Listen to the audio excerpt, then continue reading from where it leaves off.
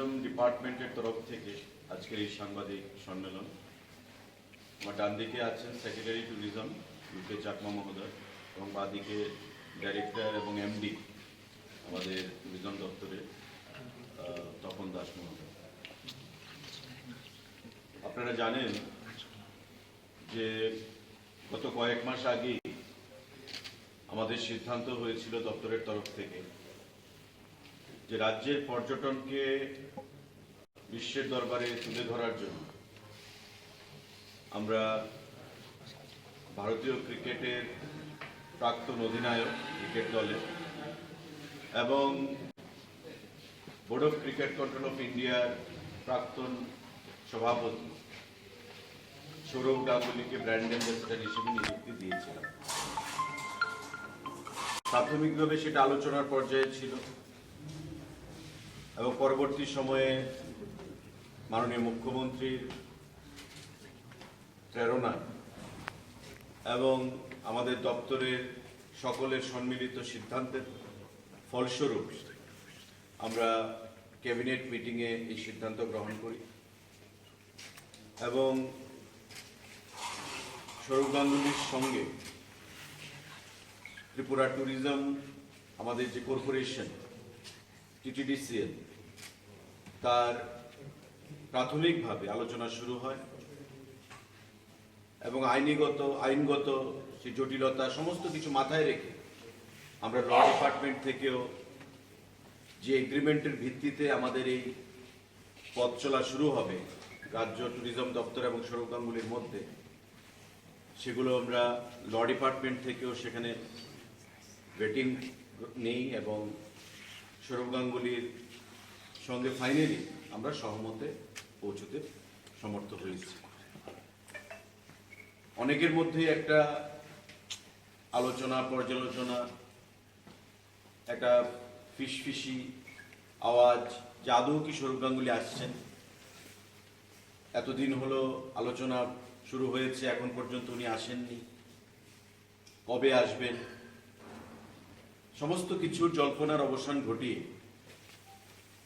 আপনাদেরকে আজকে আমরা অফিসিয়ালি ডিক্লেয়ার করছি যে আমাদের ত্রিপুরা রাজ্যের ব্র্যান্ড অ্যাম্বাসেডর পর্যটন দপ্তরে শ্রী সৌরভ গাঙ্গুলি মহোদয় আগামীকাল আমাদের রাজ্যে আসবেন এবং 12 তারিখ সন্ধ্যা পর্যন্ত উনি রাজ্যে থাকবেন। আমাদের কাছে যা ট্যুর প্রোগ্রাম ওনার এসছে সেই ট্যুর প্রোগ্রামে 6টা নাগাদ আগরতলায় বিমানবন্দরে ওনার অবতরণ হবে ওনার টিম সহ। বিমানবন্দরে আমাদের আধিকারিকরা থাকবেন ট্যুরিজম দপ্তরে। সেখান থেকে উনি চলে যাবেন সোজা উজ্জয়ন্ত প্যালেসের ভেতরে, সেখানে আমাদের একটা ছোট্ট কর্মসূচি রয়েছে প্রায় 6:30 নাগাদ। আমাদের যে এগ্রিমেন্ট ত্রিপুরা ট্যুরিজম ডেভেলপমেন্ট কর্পোরেশনের সঙ্গে মাননীয় শ্রী সৌরভ গাঙ্গুলি মহোদয়ের, সেই এগ্রিমেন্ট এক্সচেঞ্জ হবে, ফাইল এক্সচেঞ্জ হবে রাজ্য সরকারের সঙ্গে সৌরভ গাঙ্গুলির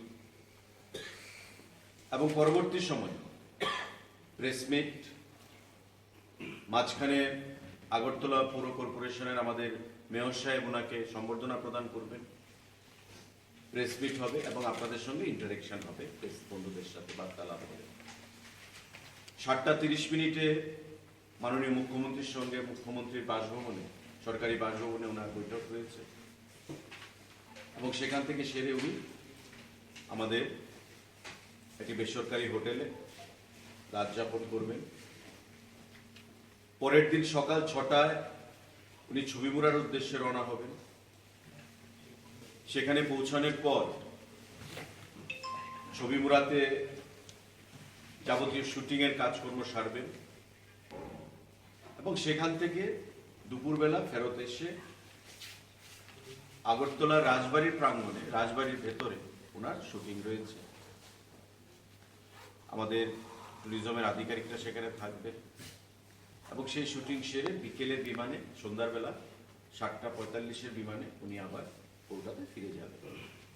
তো প্রাথমিকভাবে এই শিডিউল আমাদের কাছে এসছে এবং রাজ্য সরকার ইতিমধ্যে ওনাকে স্টেট গেস্ট হিসেবে ডিক্লেয়ার করেছে।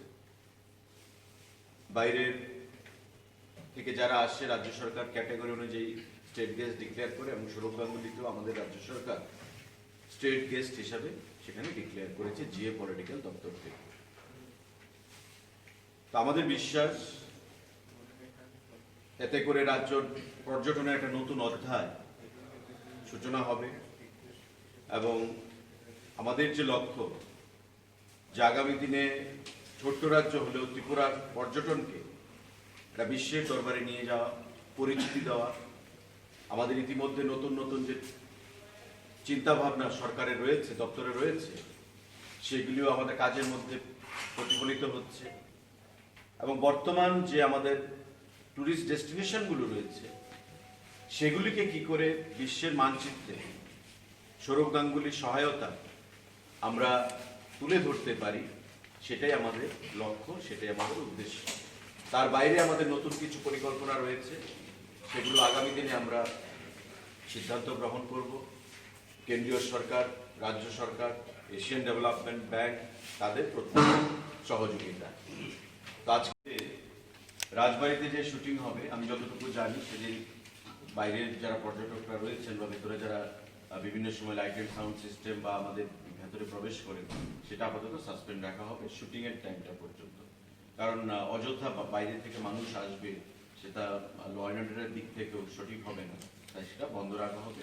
আর আমাদের শুটিং এর কাজটা আগে সম্পন্ন করা হবে, বেশিক্ষণ সময় লাগবে না, কারণ ছবি মোড়া সকালবেলা যাবে দপ্তর থেকে মহকুমা পুলিশ আধিকারিক, মহকুমা সিভিল অ্যাডমিনিস্ট্রেশনকে বলা হয়েছে।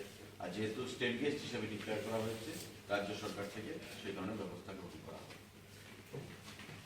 মহলের জন্য দেখুন আমাদের বিভিন্ন পরিকল্পনা রয়েছে আগামী দিনগুলোতে, এবং এই নির্মহল থেকে কি করে আপনারা জানেন যে সেখানে মৎস্যজীবী সমাজের একটা বিশাল অংশের মানুষ বাস করে এবং এই নির্মহল থেকে